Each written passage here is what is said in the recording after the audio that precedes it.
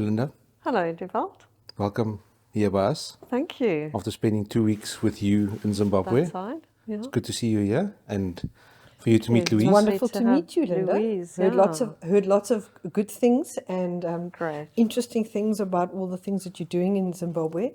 So it's really nice to have you in our neck of the woods and have the opportunity to chat to you in person. And Thank and you. and I remember when just before I left, you said, "Okay, I've got something I want to talk about, but I'm gonna." If spending 2 weeks in each other's company, you kind of know everything. Yeah. So Louise got like the top end of what happened. So Okay. I'm going to let her ask. I'm intrigued. Okay. I'll let her ask whatever she wants to know, and then, Yeah. like you said, you want to talk about something, then floor So is yours. we've spoken to you before last year. I think it was Yeah. last year. That's right. So I think it might be good if you just introduce yourself, tell us who you are Okay. and what you do. It's just a good place to start. And we'll link this Okay. one back to that one again. Yes, for sure. No, I'm So, please- nervous about where this is going. Over Okay. to you, Linda. Thank you. Thanks, both of you, for having me here. It's wonderful to be here in Paarl, and it's such a beautiful area, really. So enjoying it very much at Berry's SA. So I'm Linda Nielsen. I'm the Chief Executive Officer of the Horticultural Development Council. We are now in our 4th year. We operationalized in 2020. And so we're still young and still developing, but it's a very exciting space to be in Zimbabwe. I'm sure, Dewald, you can tell a few stories about that. It was very exciting indeed. It's good to see, and have just presented on Zimbabwe, on berries, the blueberry sector, which is one of the fastest growing of the berries in last year, in 2023. It's an exciting time for horticulture in Zim. We just have to get a few. So our main job as HDC is representing export horticulture farmers in the business environment, so trying to create a more conducive environment for business in horticulture, and also representing at forums such as this, and really trying to promote Zimbabwe and bring back the positivity around Zimbabwe. Being an export crop, we are trying to increase the foreign investment into horticulture, and it's a difficult conversation to have because everybody's still very nervous about what's happening in Zimbabwe. But what I've noticed while I've been here is also very intrigued about what's happening in Zimbabwe. That's and more not the really, thing. Everybody's intrigued because, well, we discussed it when we were there, is that nobody knows.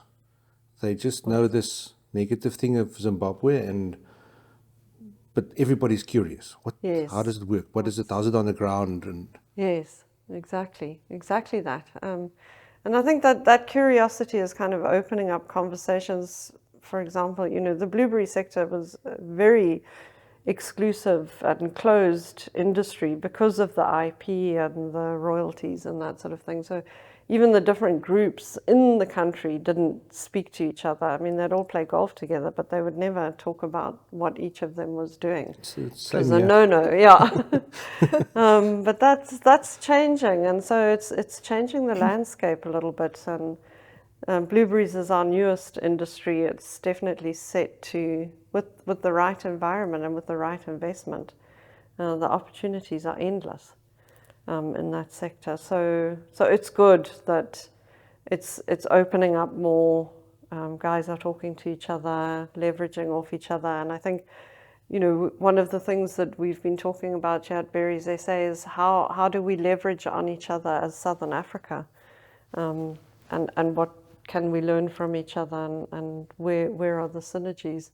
is there a possibility that something like what CGA is doing, Yes. maybe joining up with the, Yeah, so it's not the citrus growers of South Africa, but Southern Africa. Southern Africa, exactly. Is there a possibility of something like that? Very much so, I think wow. so. Certainly in terms of research, we have the pests and diseases that affect you are the same ones that affect us, so why double up? Why reinvent the wheel? We can leverage on each other in terms of research and putting forward. One of the things that's affecting the citrus industry is the FCM and CBS regulations for EU. And we're very much, as Southern Africa, trying to find the solution that would suit everybody. And similar things are the same in the blueberries and the avocado sector as well. So we can definitely become stronger as a Southern Africa unit.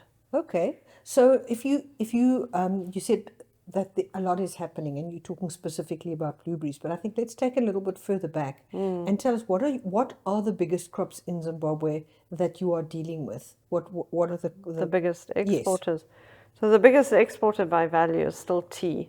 I think tea we're still on about 5,000 hectares. There's not going to be much growth in tea per se because of the pricing.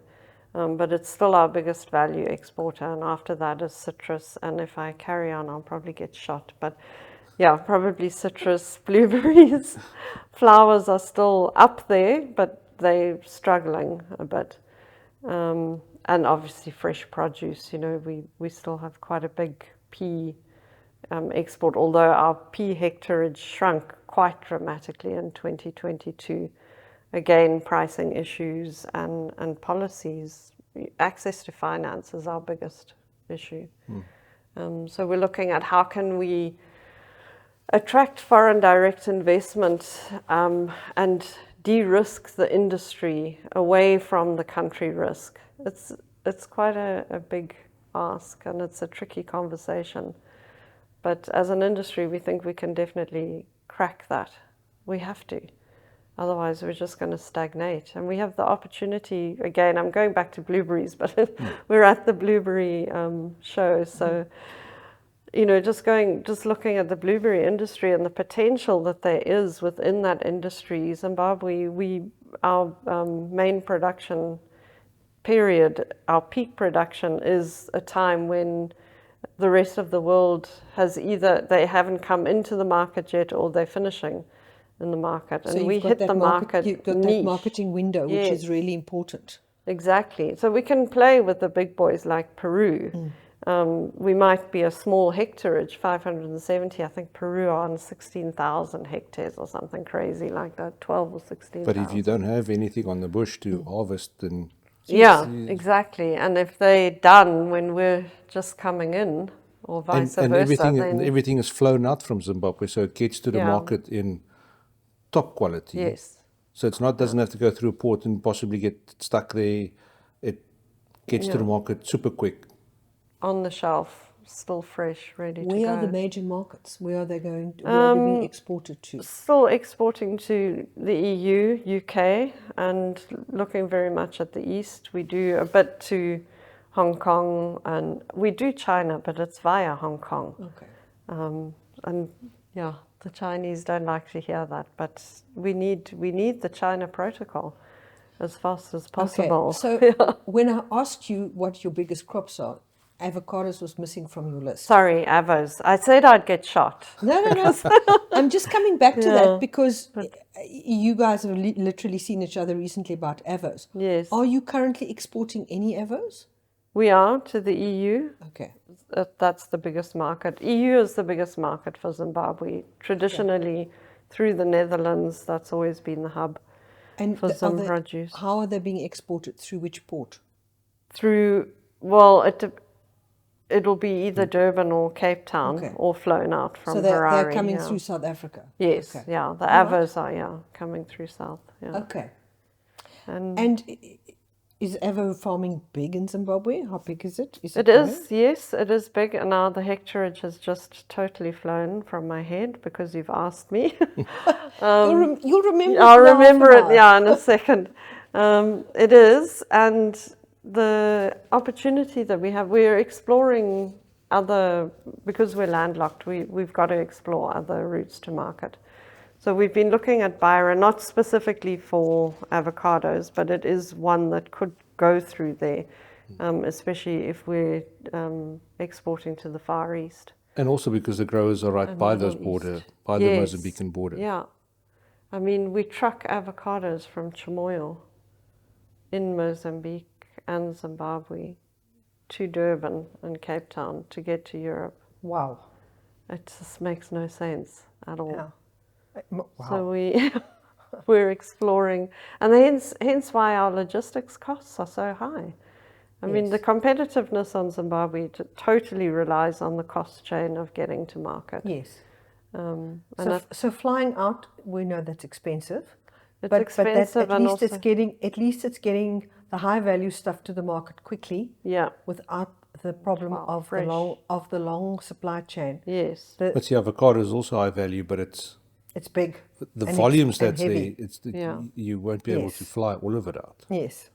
No, avos it's mostly shipped out. It's Okay. by sea. It's not. And also, as I said, our main market is EU, and EU is on a very what's the word? Not aggressive, but a stringent net zero. Yes. Yes, the on phytosanitary air barriers are high and getting higher. Yes. Not the phytosanitary, the carbon. But the carbon. The carbon usage. Yes. Oh yes, of course. They're trying to. Yeah. Yes, of course. I'm aware of that too. But also, one of the things that South Africa is feeling is the phytosanitary barriers. Yes. So that's kind of what I was thinking about. But I hear you on the carbon. So I think we've spoken about several things, but let's talk about your organization and the fact that it's been founded. It's been going for about 4 years. Yes. You look down the road. What are you seeing on the horizon in the near future? Does it look like it's expanding? Is it doing well for the growers? Has it helped them a lot? Is it expanding? What are you seeing? I might be slightly biased in saying this, but I definitely think that it has a place for sure for the growers, and they're seeing the value more and more. So membership is very supportive and active in the council, and long may that last, because that's the sustainability of the organization. As soon as members lose interest, that's when it will fall apart. So we have a very engaged membership and a growing membership. We're also wanting to build inclusivity. We're very much seen, and horticulture export is very much seen as an exclusive industry because of the nature of the marketing agreements and that sort of thing. It's based on where you stand as a producer.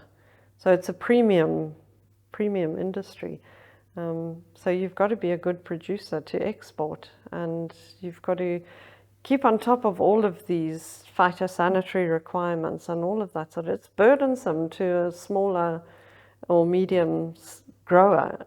The cost of all of those compliances is quite something.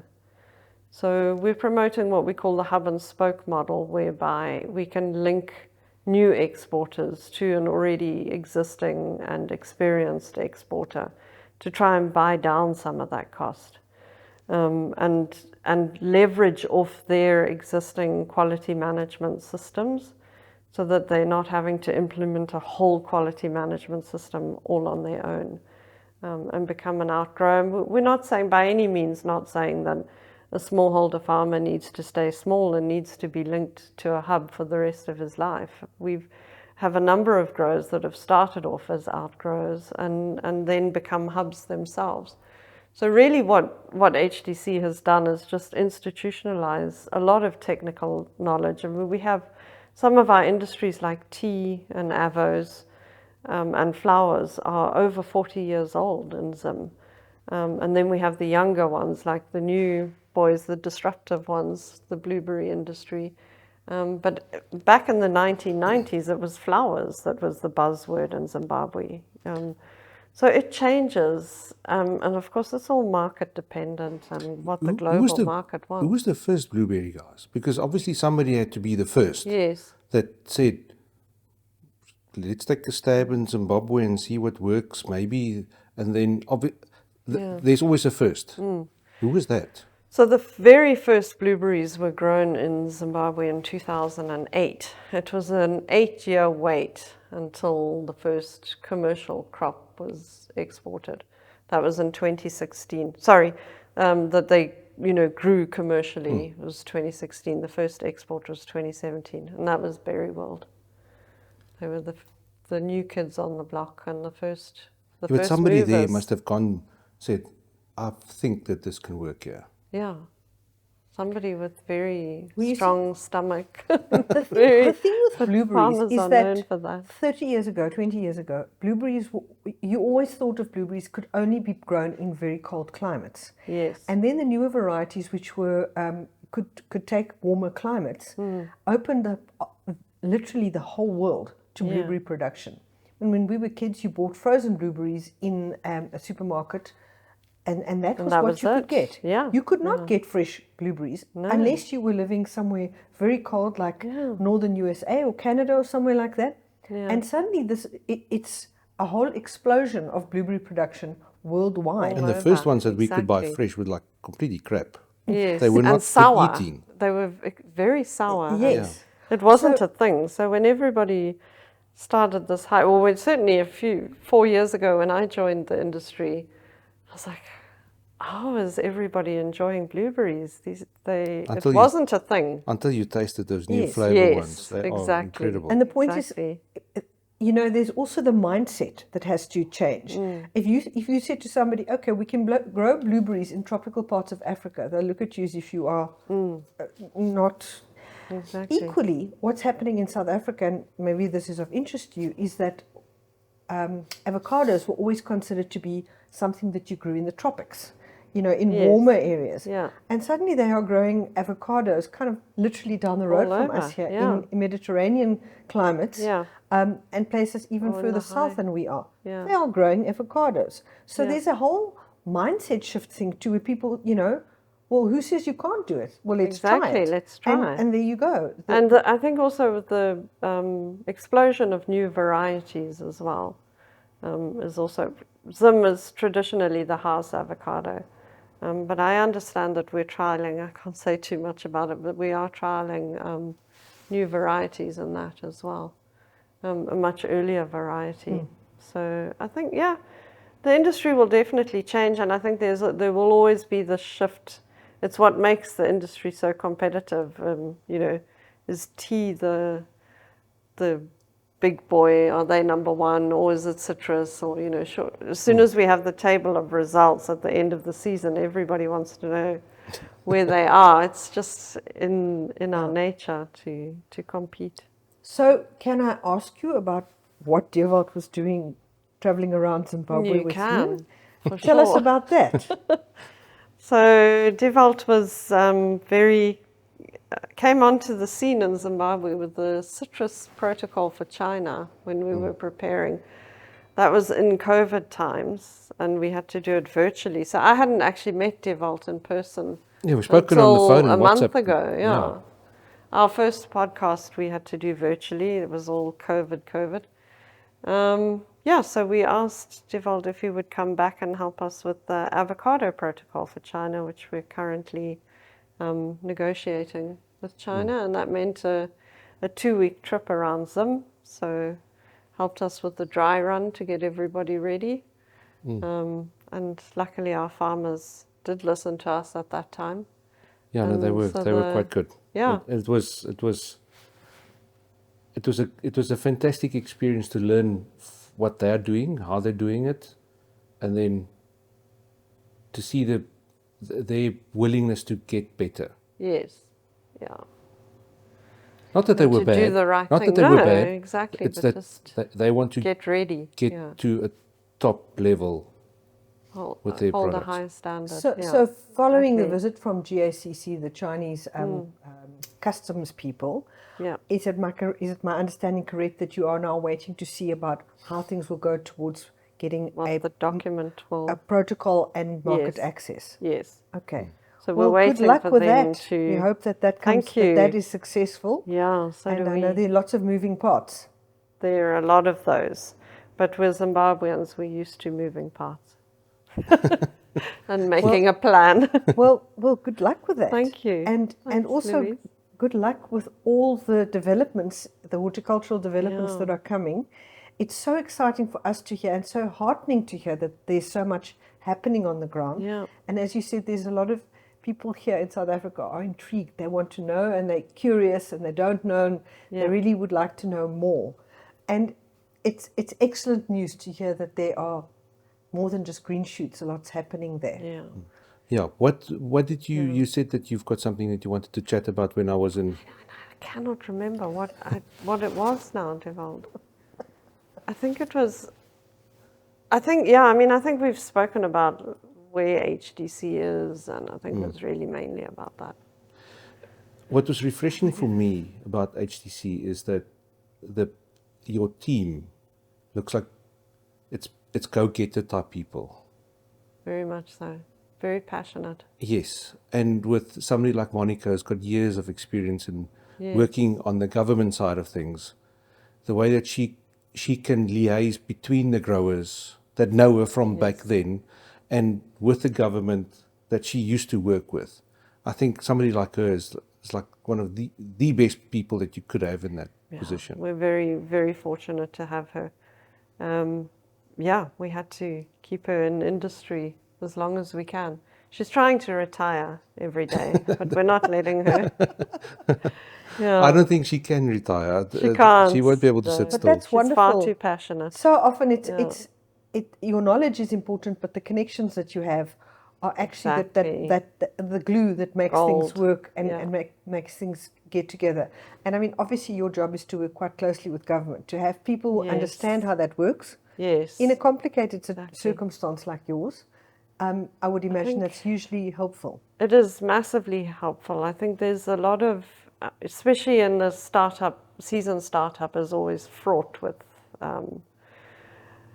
possibility, let me say that. So having somebody who can navigate that environment, having an HDC between the farmer and the regulator, so that there's just an ease of communication between the two. And with us not being emotionally involved, we're all very passionate about what we do. But at the end of the day, it's not our business. But we understand the business and we understand why things are so crucial, why things have to happen at certain times and that sort of thing. I think that's a good thing with us as well. We are not, we are so vested in the industry to get the people, to show the best for what the people are busy with. But I'm so happy when we get in the car and we leave and say, thank goodness we don't have to pack that stuff in a container. Exactly. And we feel all the pressures that they also feel. Yes. And oftentimes you're the last mile, certainly for HDC and the HDC staff as well. You're the last mile when a farmer has been up against it for, weeks sometimes, and now his product is moving in 3 or 4 days' time and he's hit a brick wall.